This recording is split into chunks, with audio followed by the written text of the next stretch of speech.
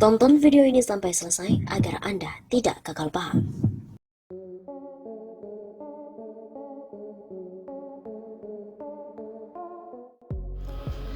Anies Baswedan pamer hasil anggur Jakarta, kualitasnya lebih baik dari Ukraina.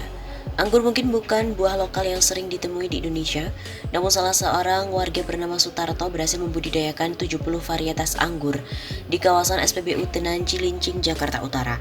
Keberhasilannya ini diapresiasi oleh Gubernur DKI Jakarta Anies Rashid Baswedan. Bahkan Anies menyebut kualitas panen anggur ini lebih baik daripada di negara Ukraina. Bahkan Ukraina sampai belajar ke sini karena di sana hanya panen setahun sekali, sementara di Cilincing bisa panen setahun 2 kali. Jadi kita berharap agar memanfaatkan tempat ini untuk pembelajaran, kata Anies dalam sambutannya di lokasi budidaya anggur di Cilincing Jumat 22 Juli. Anies juga meminta warga Jakarta lainnya belajar dari inisiatif yang dilakukan oleh Sutarto. Menurutnya eksplorasi yang juga dilakukan Sutarto untuk memanfaatkan lahan terbuka di daerah Cakung adalah sesuatu hal yang luar biasa. Kan gak terbayang di Cilincing dan anggur sebagai kombinasi. Cilincing biasanya diasosiasikan panas, gersang, anggur diasosiasikan sejuk, teduh, tinggi, dan sekarang justru di Cilincing tumbuh anggur dengan variasi 70 jenis anggur. Saya sampaikan terima kasih atas inisiatifnya yang berhasil mengubah kawasan yang asalnya dijauhi menjadi kawasan yang ditatangi. Ini perubahan yang luar biasa.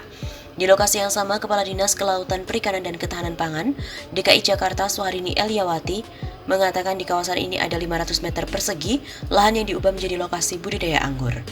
Yang unik, hasil lahan ini tidak dijual namun sengaja diberikan pada masyarakat yang berminat. Untuk saat ini sudah ada 1.200 peserta yang bergabung menjadi komunitas petani anggur yang belajar membudidayakan 70 varietas anggur. Memang, di sini dipesankan oleh pemilik lahan untuk tidak ada jual beli. Ini secara gratis dibagikan kepada seluruh masyarakat yang berminat dan harus dipelihara. Kedepan dibantu kawan-kawan PKK untuk kita mengembangkan budidaya anggur di ruang terbatas ataupun di rusun atau bahkan di rooftop. Tutur Suharini. Setelah bangga ekspor beras ke Arab Saudi, Anies Baswedan juga panen anggur di Cilincing. Setelah Mei lalu mengekspor padi ke Arab Saudi, Gubernur DKI Jakarta Anies Baswedan memanen anggur hasil budidaya kelompok tani binaan Pemprov DKI di Cilincing, Jakarta Utara pada Jumat 22 Juli kemarin. Bila di rumah ada lahan yang longgar, gunakan untuk tanaman anggur, kata Gubernur DKI Jakarta Anies Baswedan di Cilincing, Jakarta Utara pada hari Jumat.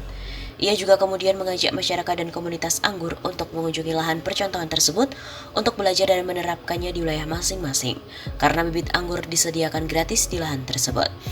Adapun pengembangan budidaya anggur ini memanfaatkan lahan seluas 500 meter persegi milik warga dan diinisiasi oleh warga setempat bernama Sutarto. Anies meyakini budidaya anggur tersebut bisa terwujud berkat semangat kolaborasi, mengingat kawasan Cilincing dikenal sebagai daerah beriklim panas dan gersang. Per tahun rencananya bisa dipanen 2 kali dengan perkiraan hasil panen 70 jenis anggur pada Juli 2022 mencapai sekitar 150 kg. Sementara itu, Kepala Dinas Ketahanan Pangan, Kelautan, dan Pertanian, Suharini Elyawati menambahkan, budidaya anggur di kawasan itu melibatkan partisipasi sekitar 1.200 orang dari berbagai komunitas di DKI Jakarta. Nantinya, kata dia, hasil panen rencananya tidak dijual, namun dibagikan kepada warga sekitar.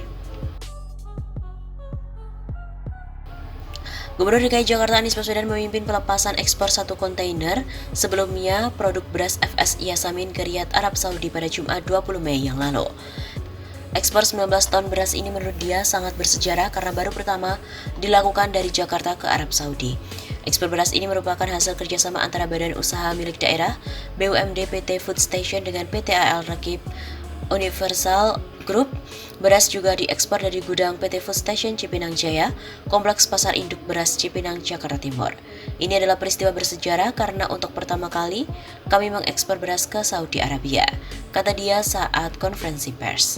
Anies juga berharap melalui ekspor beras ini ke depan Jakarta mampu mengekspor produk pangan lain dengan kualitas tinggi ke berbagai negara di dunia. Menurut dia, ini memungkinkan karena Jakarta punya wilayah penyangga yang mampu memproduksi pangan berlimpah.